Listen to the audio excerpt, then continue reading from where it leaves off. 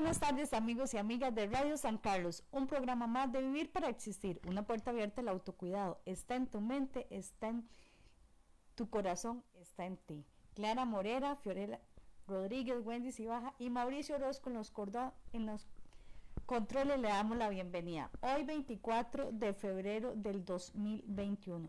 Costa Rica se cuida e incluye a las personas con discapacidad, con el objetivo de visibilizar los derechos de las personas con discapacidad, como siempre siguiendo los protocolos emitidos por el Ministerio de Salud, lavado de manos, el uso del alcohol gel, en el caso de nosotros, el uso de la careta, para que pueda llegar el mensaje de forma más clara a cada uno de ustedes. Clara, muy buenas tardes.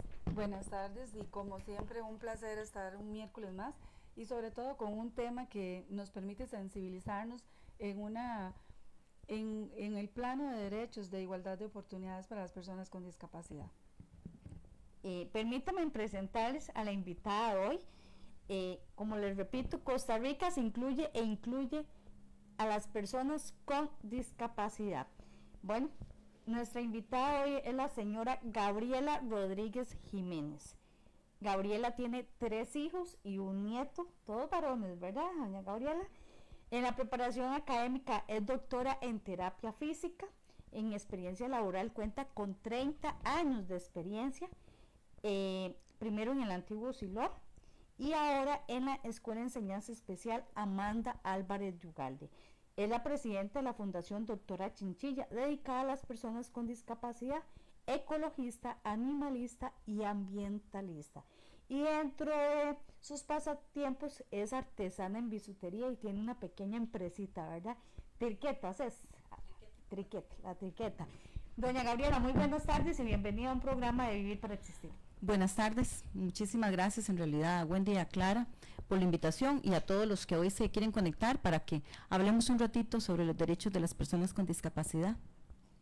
Bueno, para nosotros es un gran placer, doña Gabriela, que estés con nosotros y sobre todo un tema que es tan sensible.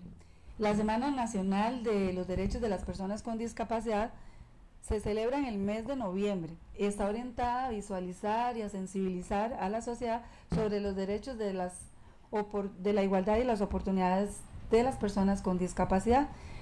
Sin embargo, un gran sector de la población todavía tiene una deuda con estas personas, con las personas que presentan una necesidad educativa, social, laboral, familiar, incluso de accesibilidad en infraestructura. Usted es fisioterapeuta en la Escuela de Enseñanza Especial con una gran experiencia en el trabajo con personas con discapacidad. La conocemos, doña Gabriela, como una persona comprometida, no solamente con la institución, con una gran proyección social, pero también, bueno, con toda la población educativa donde usted labora. Infórmenos al oyente qué significa esta celebración de la Semana Nacional de los Derechos de las Personas con Discapacidad. Bueno, la semana que ahora se llama Semana Nacional de los Derechos de las Personas con Discapacidad, nace en 1974 como la Semana de Rehabilitación y Educación Especial, así se promulgó desde ese tiempo. Se hizo básicamente para visibilizar un poco la situación de las personas con discapacidad y apoyar también luego, posteriormente cuando sale la ley 7600, que fue pues tal vez no la primera en Costa Rica, pero sí la más, la que más nos acordamos, ¿verdad? Y la que más vino a resumir otras leyes que habían salido anteriormente y pues que tal vez no eran tan fuertes. En abril del 2011 es cuando ya cambian el nombre de Semana de Rehabilitación y Educación Especial a Semana de los Derechos de las Personas con Discapacidad. Y bueno, ustedes saben que lo que es el lenguaje, ¿verdad?, es muy, muy importante. Muchísima gente dice, ¿qué importa? ¿Qué importa decir así o qué importa decir así? No, el lenguaje incluye, ¿verdad? Por eso hablamos de lenguaje inclusivo. Cuando se habla de Semana de Rehabilitación, entonces se habla de que se rehabilita. En realidad ya no hablamos de una proyección rehabilitativa, que era lo que se hacía antes, de vamos a rehabilitar, vamos a darles, no, ahora se habla de los derechos que tienen estas personas y de todas las oportunidades que se le pueden dar. Por eso es que se cambia el nombre a Semana de los Derechos de las Personas con Discapacidad. Y esta semana tiene tal vez 4 aristas que sí me gustaría que las conversáramos porque son súper importantes, que la primera es garantizar el ejercicio de sus derechos, ¿verdad? Que es como lo más importante. Luego, garantizar la igualdad de oportunidades. Entonces, el primero sería garantizar. El otro es eliminar cualquier forma de discriminación y todas las barreras que permitan participar, tanto barreras actitudinales como barreras de infraestructura. El otro es cambiar. Esto es un poco difícil, porque hay que cambiar actitudes negativas y usar un lenguaje inclusivo. Nosotros hemos insistido mucho en el lenguaje inclusivo y en eso hay mucha discrepancia y a la gente no le gusta cuando usted le dice, es que no se dice así, vamos a decir más así, pero ¿qué tiene? No, sí tiene. El lenguaje inclusivo hace que nosotros expresemos. Y el otro es promover. Repetirlas más despacio para que pueda llegar a nuestros seguidores. Ok, la primera sería garantizar, la otra es eliminar, la otra es cambiar y la última es promover. Esas son las 4 aristas que vamos a decir que tratan la Semana de los Derechos de las Personas con Discapacidad de hacer cambio en la gente o de que la gente lo interiorice. Entonces dijimos que es garantizar el ejercicio de sus derechos, garantizar la igualdad de oportunidades. Eso es amplísimo, o sea, podríamos yo creo que hablar toda la noche de lo que es el ejercicio de los derechos y de lo que es, porque cuando hablamos de derechos uno dice, sí, tienen derecho. No, tienen derecho con mayúscula. O sea, un montón de derechos que cuando usted habla con una persona que es tal vez madre de un chico con discapacidad o que está encargado de una persona con discapacidad y usted le habla de ciertos derechos, se asustan y dicen, no, pero eso no, es que mi hijo o mi bebé no, ¿verdad? Entonces, derechos significa un montón, ¿verdad? La igualdad de oportunidades, ni qué le digo, si hay una ley entera, ¿verdad? El cambio, como les decía, de las actitudes negativas que deberíamos de cambiar. Ese cambio viene dándose en Costa Rica desde hace muchos años. Desde el lenguaje, como usted no lo menciona. Desde el lenguaje. Cuando yo empecé a estudiar, porque bueno, hablamos de 30 años de que yo he trabajado en eso, en realidad es más de 30 años, muchísimos más, desde que empecé a estudiar, ¿verdad? Cuando yo empecé a estudiar, nos decían, no se dice minusválido, imagínense, o sea, desde ese tiempo, porque la gente decía minusválido, ¿verdad? Y ya empezaron con discapacitado, ¿verdad? Que tampoco se utiliza ahora. Entonces ha habido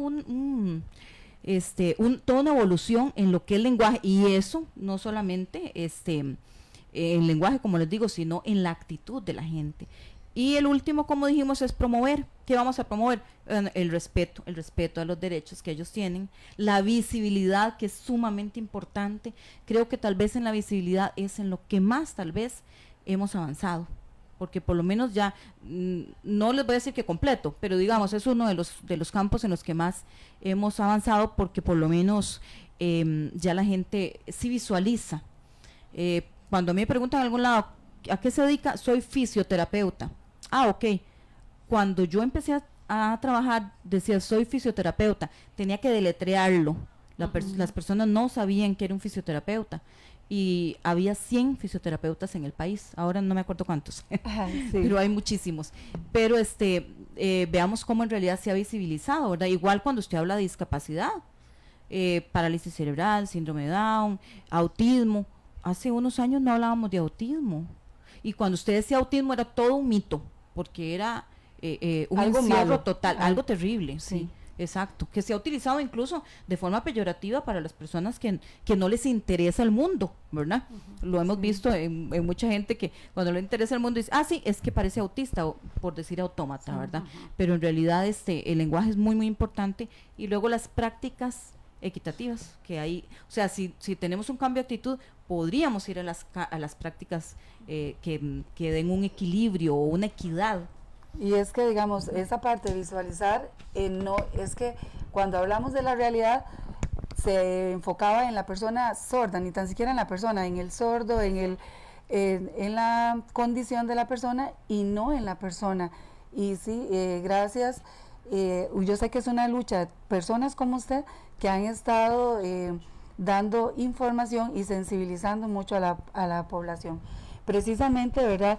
¿Qué actividades se realizan para celebrar tan importante fecha en la Escuela de Enseñanza Especial Armanda Álvarez de Ugalde, que es todo un renombre, ¿verdad? Porque sabemos que es una de las primeras, no solamente en la zona, sino en el país, y que permite al público reflexionar sobre las necesidades de la población. Sí, bueno, ahora, al menos este año que pasó, que teníamos toda la situación de la pandemia, pues lo que hicimos fue hacer un video, hacer mucha conciencia, hicimos varios clips y varios PDF para compartir con los padres sobre información de lo que era la Semana de los Derechos y los derechos más importantes de las personas con discapacidad.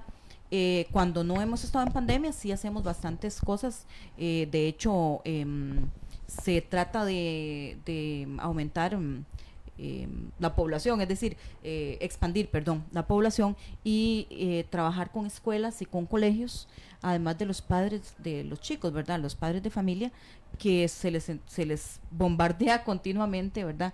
Con todos estos temas, pero sí se hacen charlas, básicamente, y compartir. Hemos hecho mucho compartir de chicos nuestros con chicos de otras escuelas, exactamente, para que ellos tengan esa experiencia, bueno, y vean con mejores ojos la inclusión. Y también, digamos, yo sé que se da toda una proyección social, porque no solamente es trabajar con la persona o los familiares que tienen la condición, sé que ese trabajo con es el muy abuelo, con los vecinos, sí, con las empresas, con toda la población.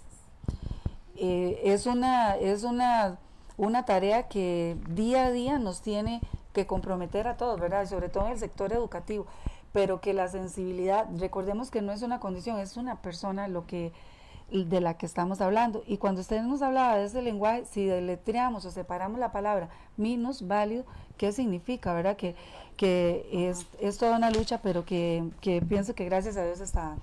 Así es. Y es que los fines educativos de la educación son los mismos para todos los niños, los jóvenes, los adultos, independientemente de su condición. Como bien lo dice Clara, no estamos hablando de una cosa, estamos hablando de una persona.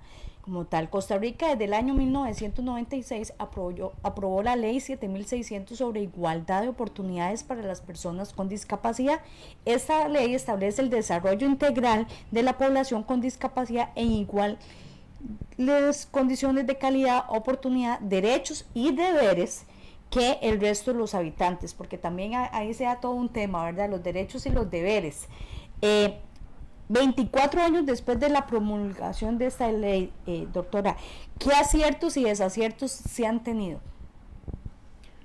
Igualdad de oportunidades. Imagínense que yo cada vez que hablan de la ley de igualdad de oportunidades, donde dicen igualdad de oportunidades, a veces no sé si sentirme triste, ¿verdad? Porque no se ha logrado mucho. Bueno, pero vamos a hablar de los aciertos, porque también existen aciertos, ¿verdad?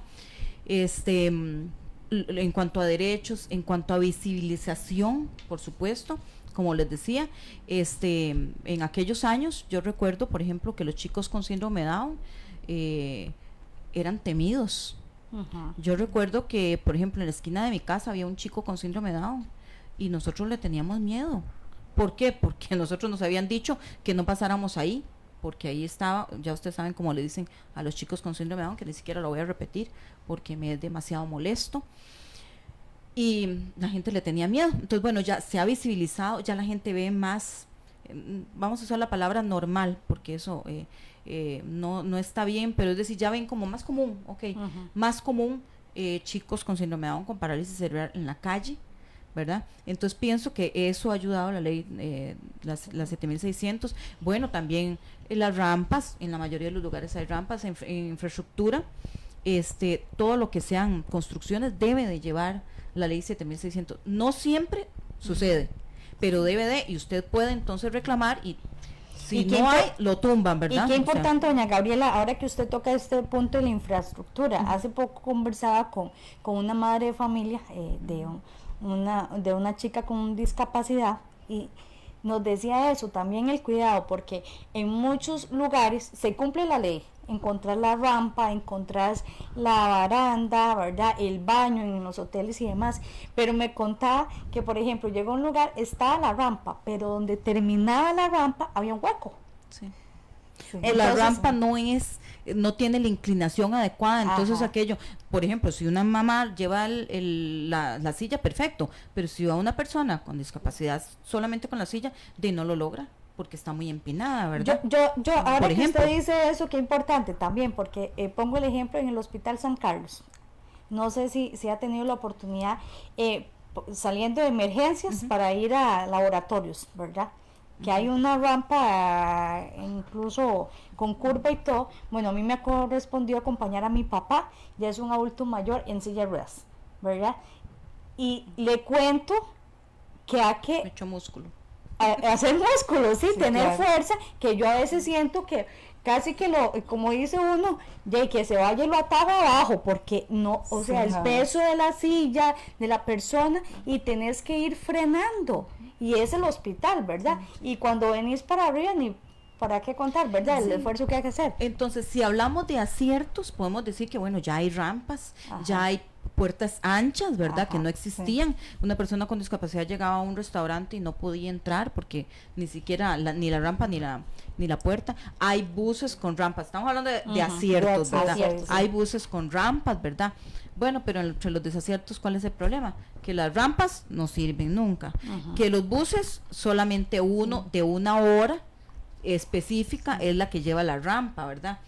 Que lo que decíamos de las rampas, que las rampas son muy empinadas, que están rotas, que en las aceras las rampas que hay ya se rompieron, ya no se sabe cuál es la rampa, y más bien es peligrosísimo que una persona hasta con tacones Sí. se caiga ahí, ¿verdad? Entonces en desaciertos hay un montón, y para mí el mayor desacierto es que no hemos logrado la inclusión verdadera, y esa inclusión, no estoy hablando de inclusión de infraestructura, estoy hablando de inclusión acá, ¿verdad? La parte mental, que es donde más barreras hemos encontrado. Entonces, cuando usted habla de inclusión, la gente se asusta un montón porque siempre creen que la persona con discapacidad debe estar en el centro de educación especial o en un iPad, ¿verdad?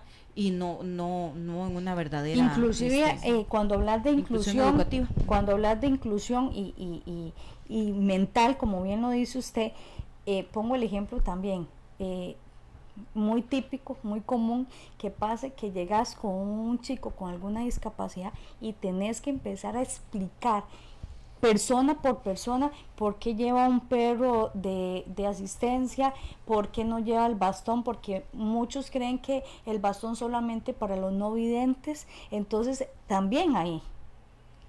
Y es que incluso, Wendy, es tan despreciativo tal vez decir, no sé, esta palabra, porque la conciencia, no hay conciencia en las demás personas. Hace unos días veía a una persona en silla de ruedas que decía, por favor, recoja el excremento de sus mascotas. Ajá. Sí. Yo también, o sea, me ensucian las manos. Y cómo hacer conciencia en cosas que a uno le parecerían tan pequeñas. Yo que he hablado con muchas personas que no tenían discapacidad y adquirieron una discapacidad posteriormente,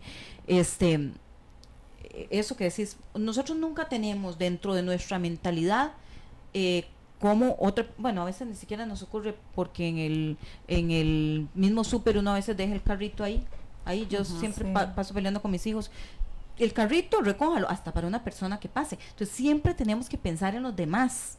Entonces, por ejemplo, yo cuando voy por las aceras, voy corriendo las cosas y los chiquillos me decían antes, pero mami, ¿por qué corre las cosas? Le digo, porque puede venir un viejito y se cae ahí, o sea, ni siquiera por una silla de ruedas, ¿verdad? Entonces, si nosotros pensáramos en los demás, Qué diferente sería diferente. Yo recogería la caquita de mi perro, porque al final no es porque se vea fea o porque mi perro tuvo que ser es porque una persona con discapacidad podría, por ejemplo, ¿verdad? Entonces, el asunto es pensar un poquito en los demás. Entonces he tenido gente que adquirieron la discapacidad después y me han contado experiencias llorando, ¿verdad? Había un amigo que él siempre decía, ay, estas rampas para estas tarimas, cuando uno va a hablar o a dar una conferencia, esas tarimas sí que son grandes, ¿cómo estorban esas rampas? Eso sí estorba. Él quedó en silla de ruedas por un accidente. Dice que le hicieron un homenaje por el trabajo que él hacía. Dice que cuando él iba subiendo aquella rampa le bajaban las lágrimas. Sí. Porque él se dio cuenta de que nunca había pensado en que él podía tener una discapacidad o el papá de uno, lo que sea. Entonces no pensaste, y cuando hiciste la puerta no te dio la gana, porque ¿qué importa? Yo ahí quepo. Y es que, bueno, hasta que se me ponen los ojos llorosos de ver a Gaby, ¿verdad? Contando, porque efectivamente es así, no pensamos, o sea, no pensamos en los demás. En los demás, o sea, y ni que siquiera no estamos exentos, que no estamos exentos de cualquier accidente. Eso es lo que le decía yo. Situación. Vea, por ejemplo, en cuanto a, cuando hablamos de discriminación, ¿verdad? Bueno, hay personas que discriminan una persona negra, una persona gay, ok, bueno, puede ser que yo nunca vaya a ser negra, puede ser que yo nunca vaya a ser lesbiana, ¿verdad? Pero con discapacidad posiblemente podría serlo en algún momento. Entonces, además de que del estigma de que estoy discriminando, ¿verdad? Que no está bien en ningún grupo social, porque cuando hablamos de inclusión, yo siempre les digo, si hablamos de inclusión, estamos hablando de inclusión en todos los aspectos. No puede ser sin exclusividad, o sea, es definitivamente sin. Es total. Exactamente, total, no, sin raza, sin religión, sin ninguna cuestión social y tampoco con discapacidad. O sea, yo pienso que las personas que trabajamos en discapacidad tenemos que ser no las personas que trabajamos en discapacidad, todas las personas deberíamos de no tener discriminación por absolutamente nada. El mundo sería mejor, ¿verdad? Sería diferente. Sería muy diferente. Bueno, el CENAREC en mayo del 2017 plantea acerca de la educación inclusiva. Es un proceso continuo que como derecho humano universal se ofrece a la totalidad de la población estudiantil mediante procesos educativos de calidad y equidad, a partir de un currículo pertinente y flexible que busca el desenvolvimiento integral de la persona, involucra a todos por igual, se reconoce y valora a la diversidad humana y procura la eliminación de toda barrera que elimine u obstaculice el aprendizaje y la participación plena en equiparación de oportunidades. En palabras más sencillas para los oyentes, ¿qué es educación inclusiva? Es exactamente de lo que estamos hablando, una educación no solamente que incluya a las personas con discapacidad, sino que puede llegar a todos. Es decir, la educación inclusiva quiere decir que el chico que lee, o sea, que es más visual, pueda recibir las cosas visuales, que el que es más auditivo pueda recibir las cosas de forma auditiva, ¿verdad? Y estamos hablando de un chico sin discapacidad, porque así pasa con nosotros. Por ejemplo, bueno, a mí me gusta más las cosas con dibujos y me gusta más hacer esquemas. Entonces, que usted tenga la facilidad de que su profesor le pueda decir, dice, usted le gusta hacer esquemas, haga esquemas, no hay problema.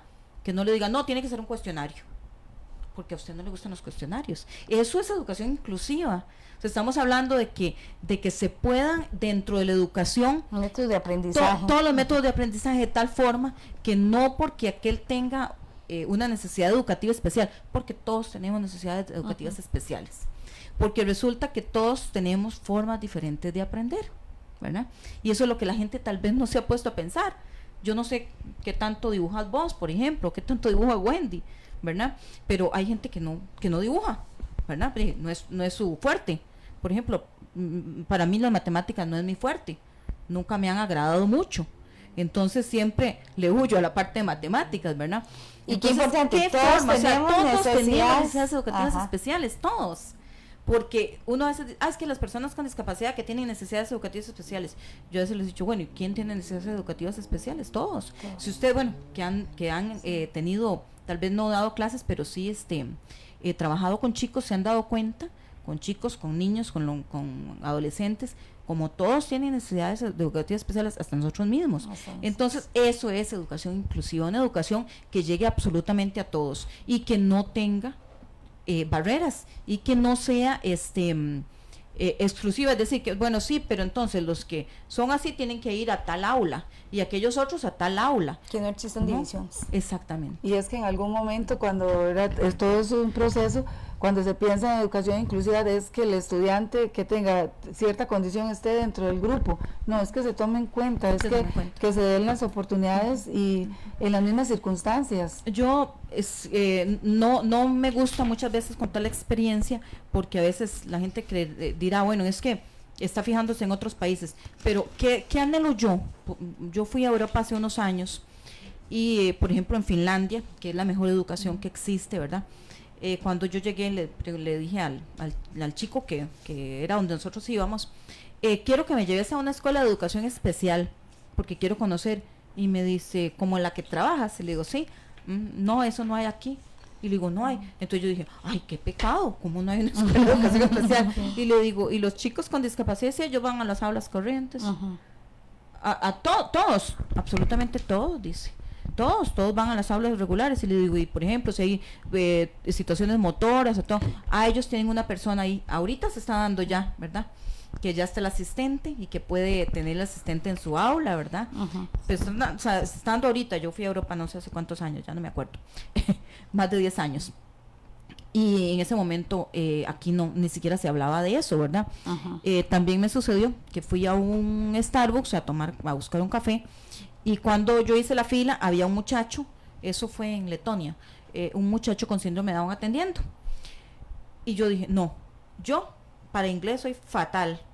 Este muchacho ni siquiera inglés debe saber, seguro letón nada más. ¿Y cómo me va a atender?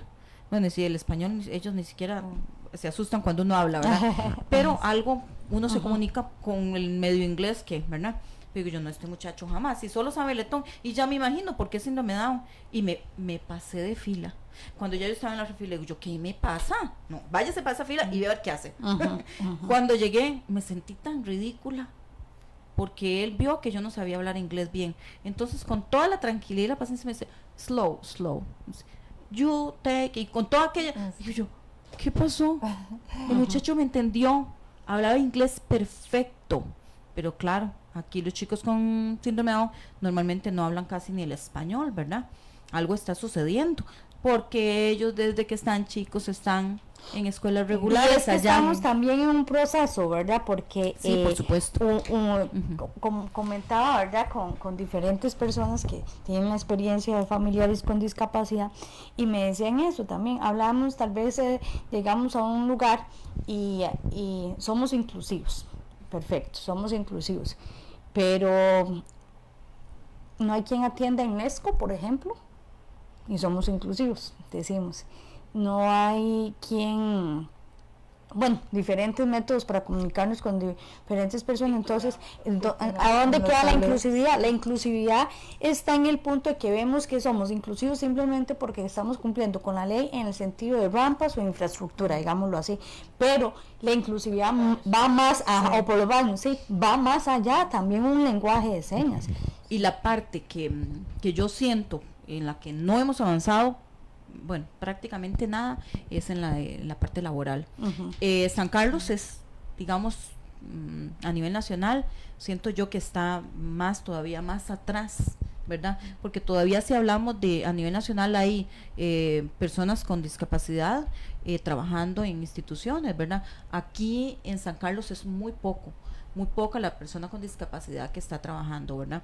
Y no se les dan verdaderas oportunidades. Muchas veces es, bueno, venga a trabajar ahí lo pongo a ayudarme en algo, ¿verdad?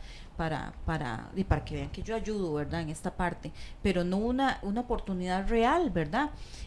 Ha costado mucho. Y vean, por ejemplo, bueno, mi hijo de en medio, él tiene una dislexia profunda, tan profunda que él no lee ni escribe nada. O sea, es una dislexia que lo que llama el doctor fonológica, ¿verdad? Entonces él no puede leer las letras, ¿verdad? Sin embargo, él sacó el 5º año de colegio, todo oral. Ahí fueron brincos y saltos, aquello fue muy difícil, pero bueno, y porque además tiene un grado de autismo. Quiere hacer la prueba de manejo, entonces quiere hacer el examen teórico, pero resulta que tiene que hacer el examen oigan cómo se llama, el examen para iletrados, ok, tome nota, ¿verdad? Se llama así, examen para iletrados. Hasta le dije a los muchachos, ¿por qué se llama iletrados? Porque es para gente que no lee ni escribe. Yo sí, pero está horrible el nombre. Bueno, en fin, le digo, bueno, él no es iletrado. Él sacó 5º año. Eso es lo que se lo hagan oral. Sí, pero no se puede, tiene que ser el de iletrados. Y en todo el año no hay. Tengo que ir a San José. Ok, perfecto. Además, o sea, una persona ahorita que no sepa leer y escribir aquí en San Carlos, por lo que sea, ¿verdad? No puede hacer el examen. Entonces, cosas como esas. Y la parte laboral, ni que les digo, ¿verdad? Lo que ha se- costado. y se olvida que es una ley, que es parte. Uno, como antes Wendy decía, bueno, eso evoluciona muy lento.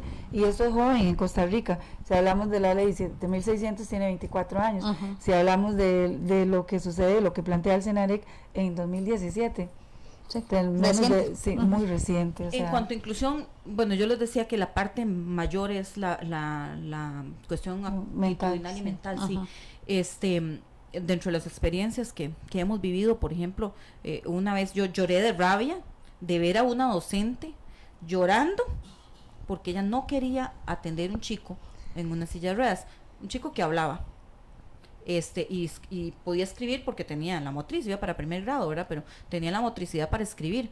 Pero ella lloró y lloró porque dice, no, yo no puedo. Y yo no puedo porque si babea, Ajá. si babea, ¿qué hago? Vea, y ella lloraba y a mí me salían las lágrimas, pero del colerón que yo me tenía, ¿verdad? Yo me tenía un colerón. Y le digo yo, muchacha, si usted, cuando hubiera estado en la escuela, hubiera tenido un compañero con discapacidad, no estaríamos pasando esto. Esto no estaría sucediendo, porque usted se hubiera acostumbrado a que en su aula había una persona con así discapacidad y lo hubiera visto como Normal. común, Sí, exactamente. Y entonces no estaríamos pasando esto. Entonces queremos que en años que vengan no suceda esto, ¿verdad? Dice doña Ada Hernández, a quien le mandamos saludos, dice, hola, yo pienso que no hay personas especiales, hay muchos especiales en otras ideas desde el tratar a los demás. Gabriela, ¿cuentan ustedes con recursos científicos y tecnológicos como herramienta importante para el proceso educativo de las personas con discapacidad? Tengo que decir que sí, muy Ajá. orgullosamente. Esto ha costado mucho. La Escuela de Educación Especial, como decíamos, cumple 55 años, cumplió 55 Ajá. años, y como decías, fue la segunda, o sea, la primera a nivel regional, la segunda a nivel nacional después de la Centeno Well, ¿verdad? Entonces tenemos muchos años, de unos años para acá, vamos a decir que bueno, es que no sé decirles como que cuántos años para acá se empezó a trabajar mucho con tecnología. Antes no había una sola computadora en un aula, ¿verdad? Pero ahora sí, hay falta, ¿verdad? Ajá. Pero sí tenemos, están los TOBIT que ahora el CENAREC les ha dado a varios usuarios, que es un aparatito para que ellos se comuniquen. Es una cosa maravillosa, porque un Ajá. chico sin comunicación, hay mucha... en discapacidad hay mucha ignorancia, ¿verdad? Vamos a decirlo así, de parte de mucha gente, no porque quieran, sino porque en realidad pues también a veces usted no sabe, si ve un chico en silla de ruedas que no habla, usted dice, sí, tiene retardo mental y o déficit cognitivo, como decimos ahora, ¿verdad? Ajá. No, eso es totalmente falso. Muchos chicos no tienen comunicación, no tienen motricidad, pero la parte mental está completamente igual que un chico de esa edad, ¿verdad? O sea, dentro de los parámetros normales. Entonces, ese TOBIT le permite, por ejemplo, grabar, le graban, quiero ir al baño, entonces el chico nada más lo aprieta y el TOBIT dice, quiero ir al baño, entonces la mamá dice, bueno, quieres ir al baño, quiero pizza, ¿verdad? Por eso ya la mamá, ¿verdad? Con lo de la pizza. Y a cada rato, entonces, quiero pizza. ¿Ves? El chico sabe cuál es el botón que tiene que... Ajá. Y eso es una tecnología para nosotros algo maravilloso, ¿verdad? Estábamos también trabajando con el Facilitó de, la comunicación. claro, con el de los ojos, porque tal Ajá. vez el chico no tiene la facilidad de motriz, ¿verdad? Entonces, con los ojos, para que con los parpadeos, o sea, todo eso lo estamos trabajando ahorita en el Centro de Educación Especial. Entonces, nos falta, hay un montón de cosas que no sé, pero cuando yo veo años atrás, antes de trabajar yo en el Silor, yo soy de San José, yo tengo 24 años de estar en San Carlos. Es de San José, pero ya es sancarleño. Sí, no, era de San José, Bueno. era de San José, ¿verdad? Y yo amo demasiado San Carlos, en realidad yo siempre digo que soy de corazón de San Carlos, ¿verdad? Trabajé con el Ministerio de Salud en un centro de rehabilitación en Santana para chicos con discapacidad en estado de abandono. Cuando los teníamos que sentar en sillas, había que sentarlos, yo tenía que cortar madera para sentar a los chiquillos y ponerles almohadas y de todo. Ahora hay unas sillas unas andaderas que se llaman grillo, unas grillo que nos trajeron ahora, que son una cosa maravillosa. Te coloca el chiquillo y hasta la cabeza les sostiene para que caminen. Entonces sí, la tecnología sí nos ha ayudado un montón y por dicha que se ha logrado, ¿verdad? Y gracias a una lucha que se da, no llega de casualidad, mira, vamos a donarle eso, sino los trámites y el compromiso del que antes mencionábamos, que todos en el Centro de Educación Especial tienen. Bueno, ANMAES en el 2003 nos plantea que la atención a la diversidad requiere el abandono de concepciones ancladas en el modelo del déficit, concepciones que conducen a suponer que existen especialistas y metodologías específicas según el tipo de déficit. De acuerdo a esta definición, se debe erradicar la idea que una persona con algún tipo de discapacidad tiene un déficit o le falta algo. ¿Qué acciones se realizan desde la educación especial para ir trabajando con la sociedad como tal? Es decir, con padres y madres que tienen en el núcleo familiar a una persona con discapacidad y también a los que no lo tienen, con la idea de que no es un déficit que se tiene. Bueno, como les decía, empezando con el lenguaje inclusivo, ¿verdad? Se cambió de retardo mental, por ejemplo, a déficit cognitivo. Continuamos como parecidos, ¿verdad? Pero no se ha encontrado como una palabra, ¿verdad? Es lo mismo que ha pasado con discapacidad, ¿verdad? Que como les decía, bueno, minusválido, antes de eso había otras cosas todavía peores, ¿verdad? Y luego de eso, discapacitado y luego persona con discapacidad. Y a mí me decían, ¿y cuál es la diferencia entre discapacitado y persona con discapacidad? Y le digo, que no es lo mismo una persona que trabaja de cocinera que una cocinera, ¿verdad? Así peyorativamente, ¿verdad? O por ejemplo, un señor que barre caños que un barrecaños, ¿me entienden? Es como porque ese señor no es un barrecaños, es una persona que barre caños, pero además tiene su familia y tiene un montón de cosas, ¿verdad? Buenas también como barrecaños, no quiero decir que barrecaños sea malo, es una característica de él, ¿verdad? Es que ver a la como persona. Que yo le diga, sí, bueno, vamos a decir, bueno, qué sé yo, bueno, hay ejemplos ahí, que empezamos con lo que es el lenguaje, ¿verdad? El lenguaje inclusivo, y luego, por supuesto, para poder erradicar todo eso, lo que ocupamos es una conciencia en la gente. Si yo siento que los demás son iguales, si yo siento que todos somos iguales con diferencias, porque no todos somos iguales, porque es mentira, sino que todos somos iguales con muchas diferencias, ¿verdad? Porque en la diferencia es donde está casualmente lo mejor, ¿verdad? Sí, la riqueza del ser humano. La riqueza del ser humano, exactamente. No, si todos fuéramos iguales, eso sería terrible, ¿verdad? Es empezando por eso, que nos dijeron desde chiquitillos, tenemos que ver a todos iguales, todos somos iguales. Es que no somos iguales, pero tenemos que ver que todos tenemos los mismos derechos y las mismas necesidades, ¿verdad? No tal vez las mismas, pero sí todos tenemos necesidades, ¿verdad? Entonces, en ese contexto, pues empezar a trabajar con la gente para quitar barreras mentales. Eso es sumamente difícil. Nosotros trabajamos con padres, madres, con familiares de lugares muy, muy alejados. Estamos hablando de Tiricias, de allá de Cruzitas, de lugares muy lejos, de Upala, Guatuso, Los Chiles. Y con situaciones económicas serias. Gente que me ha dicho a mí, es que Adia y yo camino 1 hora con el chiquito. Imagínense. Y la silla de ruedas, es que no he conseguido, ¿verdad?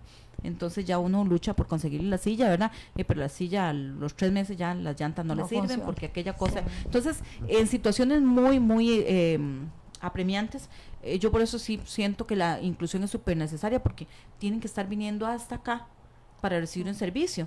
Y claro, un servicio de calidad, si estamos de acuerdo.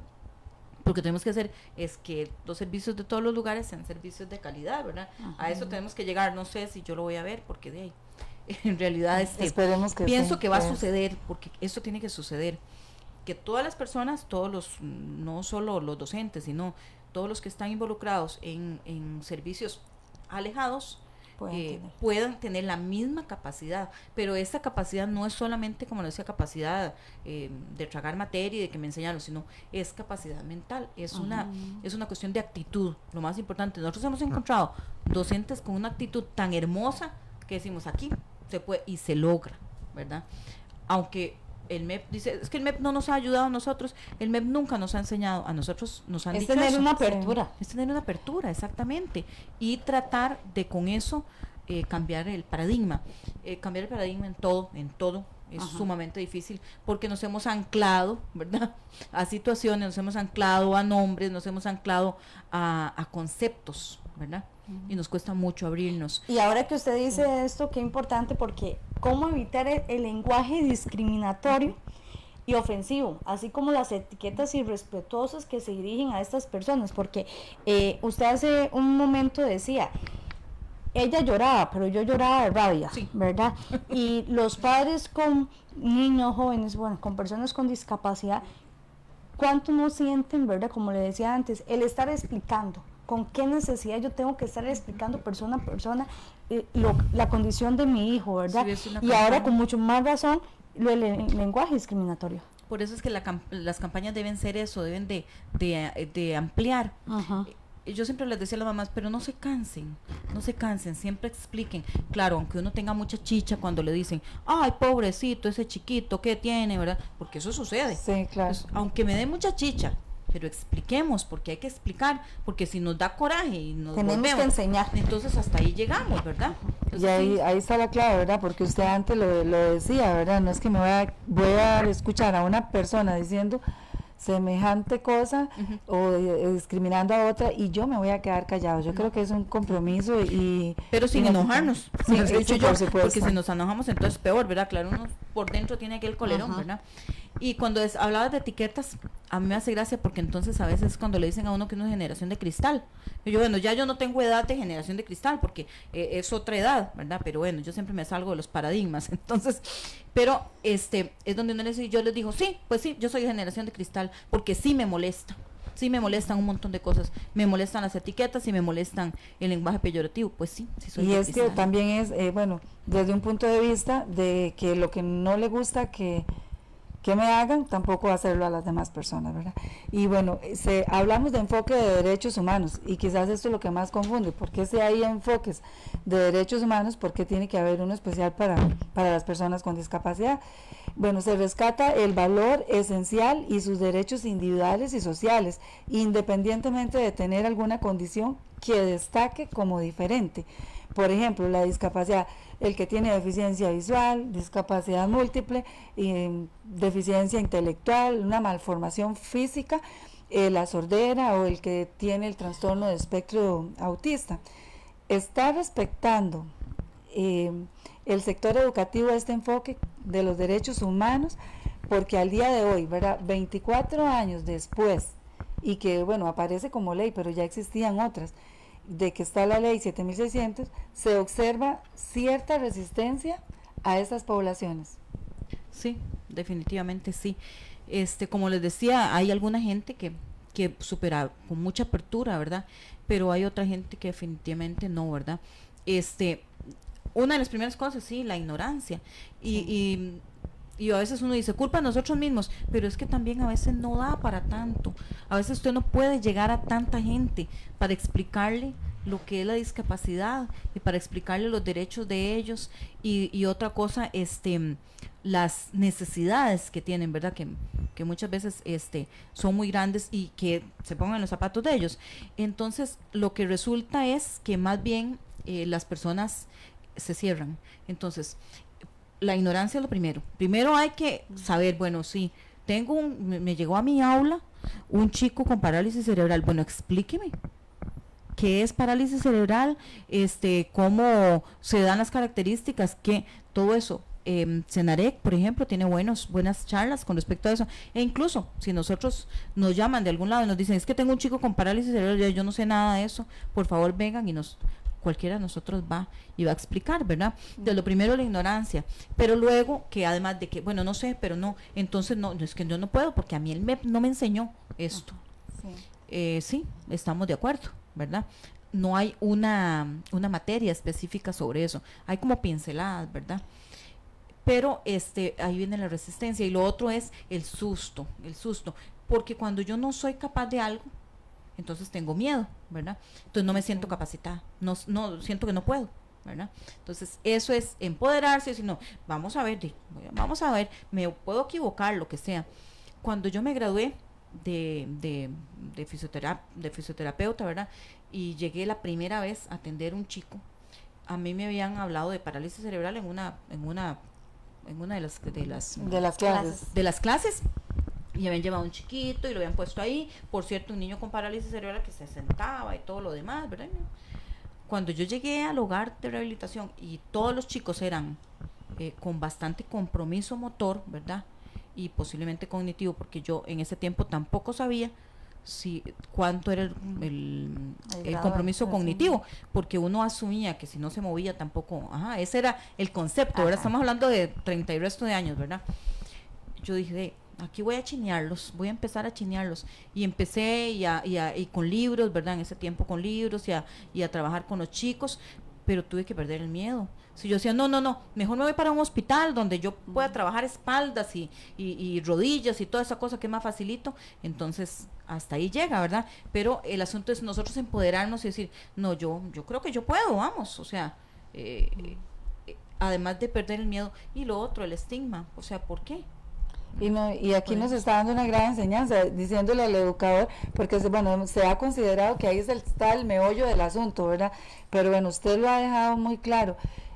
Tenemos un trabajo de servicio y que tenemos que enfrentarnos y asumir retos, y también entonces con lo que usted me está diciendo no sería solamente, digamos, culpar al MEP porque no nos ha dado un curso para la atención de personas con discapacidad, sino es interés personal para dar un servicio de calidad a una persona que lo requiere, ¿verdad? Muchísimas veces pasa, Clara, que llega un chico con discapacidad y la gente en la misma escuela dice, es que el MEP no, es que no nos han dado aquí. Pero recuerden, y que por favor, si los educadores están escuchando ahorita y llega un chico con discapacidad, recuerden que el CENAREC tiene un montón de recursos. El CENAREC, con solo llamarlos, ellos llevan charlas, ya sea desde sensibilización hasta lo que es la explicación de la patología del chico, y luego las cosas, los cuidados, todo ese montón de cosas que la gente tiene mucho miedo. Y entonces, ¿verdad? Que cada docente que nos está escuchando, que recuerde que tenemos una oportunidad de apoyo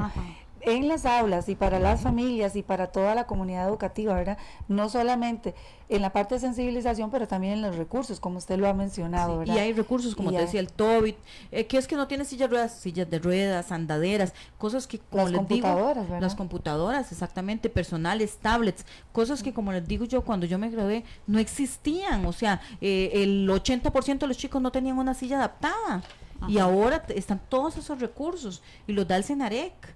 Duran, claro que sí. Sí, llevan un proceso llevan un proceso, pero al final usted ve el chico y usted dice, qué cosa más maravillosa verlo así posicionado, verlo en eso, verlo con ese producto de apoyo que se llaman, ¿verdad? O sea, y entonces, bueno, recordar que no tenemos que ser especialistas en el campo, pero sí tener una buena actitud, y precisamente una buena actitud no solamente el docente, porque este tiempo de pandemia, bueno, nos ha encerrado muchas veces, y entonces, ¿cómo podemos también ayudarle? No sé si las familias también pueden acudir al CENAREC o se hace el trámite directamente con la escuela, ¿verdad? Pero también, ¿cómo podemos ayudarle a esas personas para que tengan otras experiencias en este tiempo de pandemia, ¿verdad? Y entonces, cuéntenos sobre las experiencias educativas e innovadoras, porque sí conocemos, ¿verdad?, que han realizado ustedes para atender a la población y que hacen la diferencia precisamente en el año anterior, en la Semana Nacional de los Derechos de las Personas con Discapacidad. Sí, bueno, fue todo un reto en realidad. Por ejemplo, y ahora digo yo, hay cosas que fueron en ese momento y que llegaron para quedarse, y que uno las aplaude. Por ejemplo, hicimos un montón de videos, al menos en la parte de terapia física, ¿verdad? Hicimos un montón de videos que les pudimos mandar a los papás. Yo hasta videos con mi nieto hice, y de todo, para que ellos pudieran tener una visión de lo que tenían que hacer en su casa. Y otra de las cosas es que dentro de las cosas que nosotros trabajamos es el ponerlos de pie.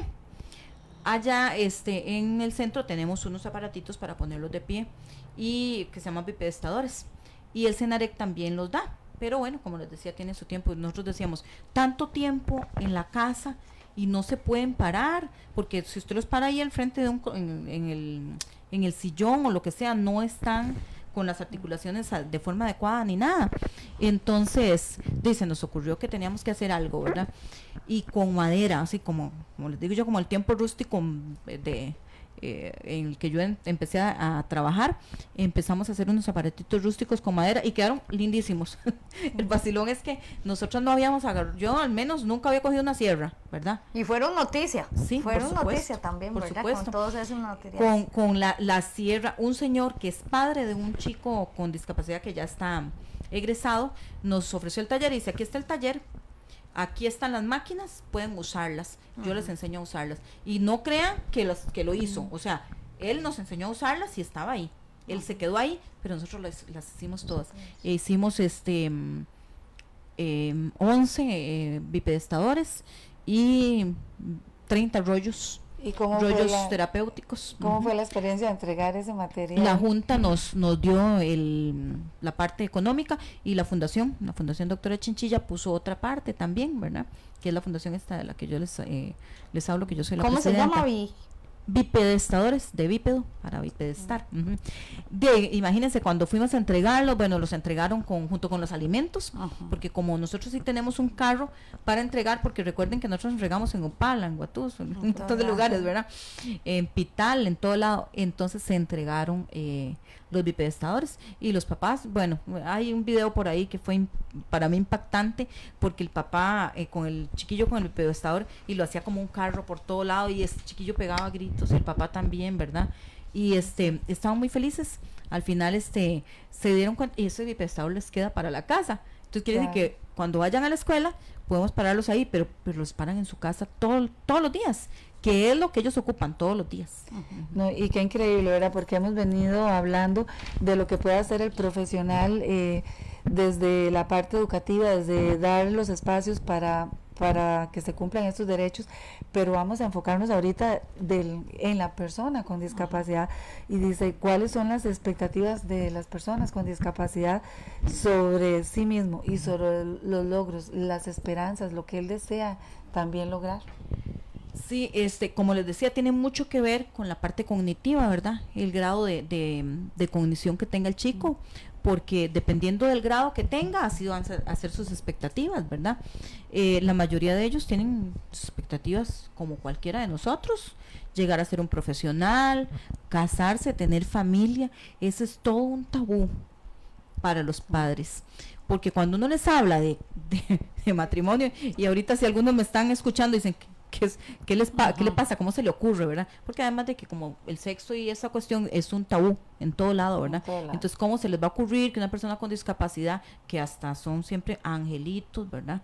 Que van a... No va a tener ni malos pensamientos. No, porque exactamente, ni malos pensamientos. A mí una mamá un día me dijo, ay, no, ¿cómo se le ocurre que se va a corromper mi angelita, ¿verdad? Yo no le estaba diciendo, le estaba diciendo que tiene derecho a casarse, ¿verdad? Otra cosa que no lo he dicho, es súper importante, es la ley de autonomía personal que en el 2019 se aprobó.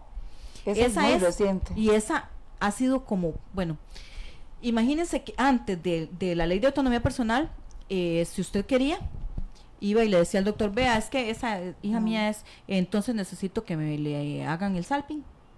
Y se le hacía el salping. Y la chiquilla no podía decir nada, ni le preguntaban nada. Y aunque dijera, no, porque ella tiene retardo mental. Era una decisión de padre, madre. Muchas nos han dicho, sí, pero imagínese, y si es que ella quiere tener un hijo, entonces, ¿cómo va uno? Porque soy yo la que tendría que... De ahí sí, posiblemente, en parte se podría... Yo tengo una mamá que tiene un niño con parálisis cerebral profunda y es ciega. Ella quedó ciega hace 2 años. Después de que el niño nació, el niño tiene 3 años y ella tiene 2 años de ser ciega, y el chico tiene sonda nasogástrica y ella tiene el chiquito con su sonda nasogástrica, le mete la sonda, le da sus alimentos y ahorita está cuidado chiquitas de otra persona y que le paga por cuidar a las chiquitas, ¿verdad? Imagínense, entonces una persona con discapacidad puede llegar a hacer un montón de cosas, ¿verdad? Sí. Y entonces tienen sus expectativas de matrimonio, de sexo, de un montón de cosas, que eso, como les digo, siempre es un tabú, y cuando yo hablo de esto me quieren como matar. Un día se echó a llorar una señora cuando yo dije eso, entonces ya no me la van a operar. No.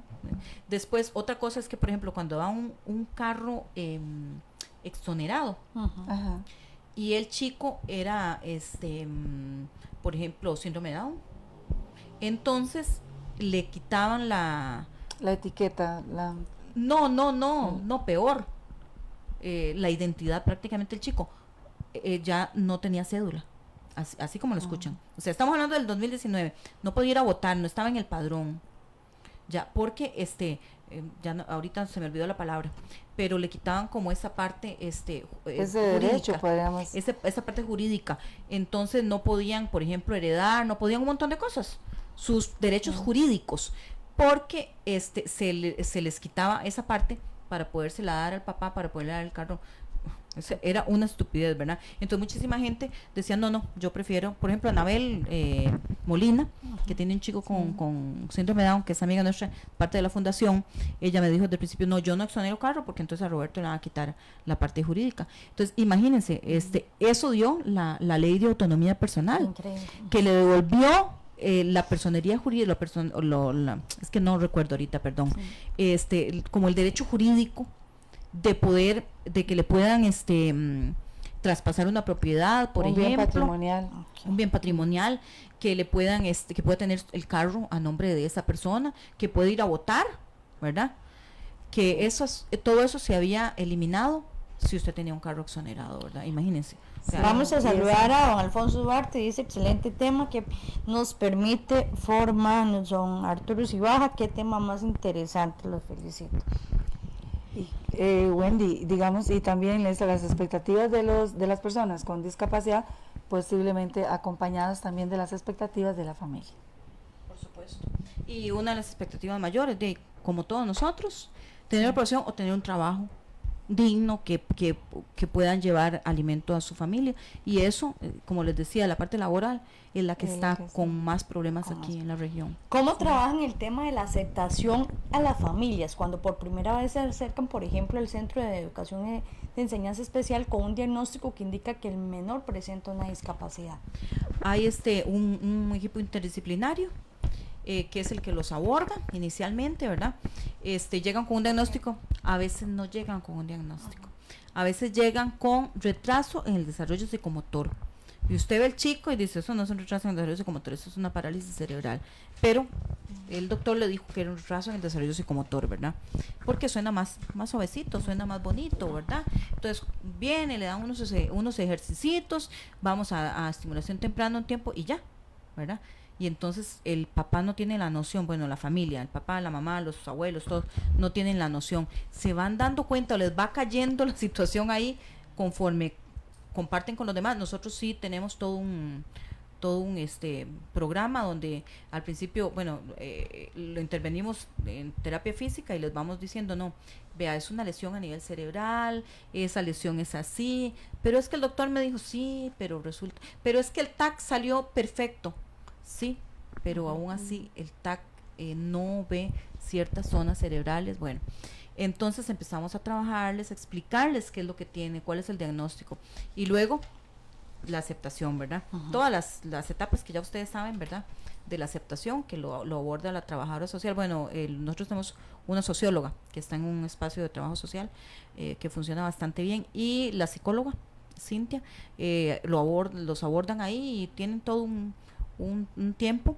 Hay familias a las que es muy rápido, se amoldan a eso. Hay familias que dicen, en la vida yo había visto una persona con discapacidad, en la vida había visto un chico con autismo, en la vida había visto un chico con síndrome de Down, ¿verdad?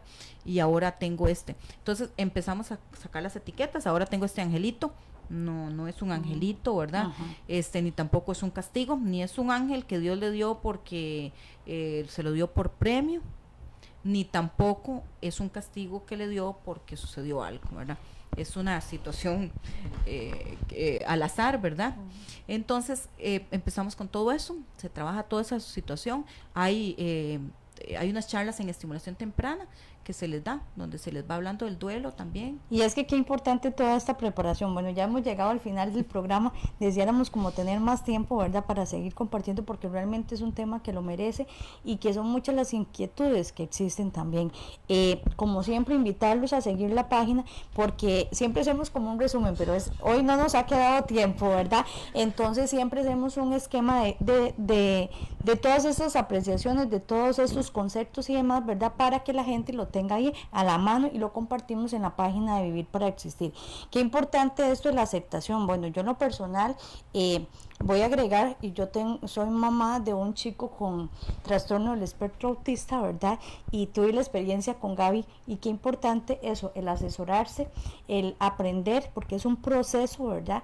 Y yo recuerdo, nunca se me va a olvidar, Gaby, cuando a mí me dieron el diagnóstico, aunque ya yo lo presentía, ¿verdad? Cuando te dan la noticia no deja de ser, ¿verdad?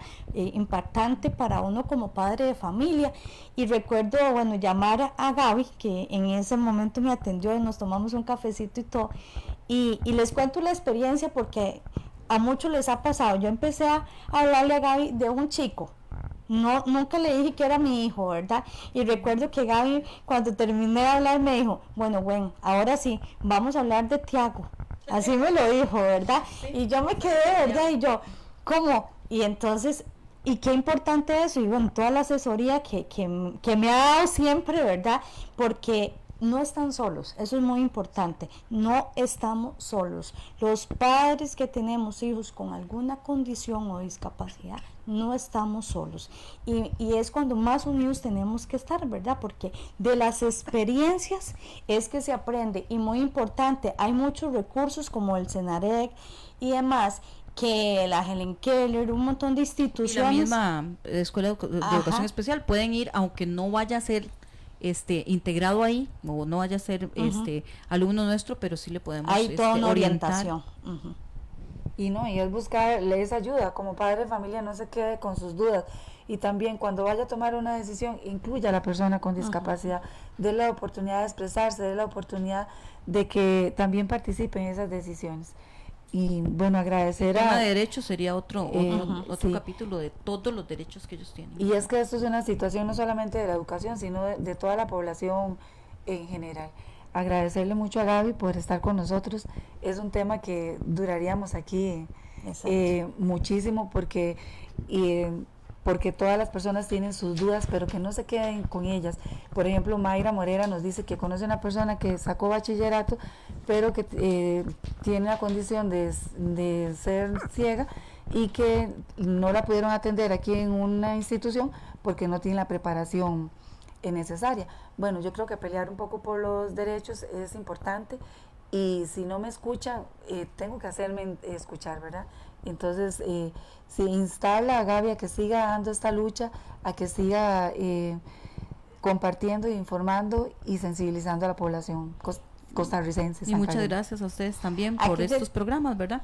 Y a la gente también que nos está tenemos escuchando. Un detallito, un recuerdo del día que estuviste en Vivir para Existir, gracias. ¿verdad? Muchísimas gracias. Los dejamos con esta frase: pensar un poquito en los demás, no solo porque tenga una discapacidad.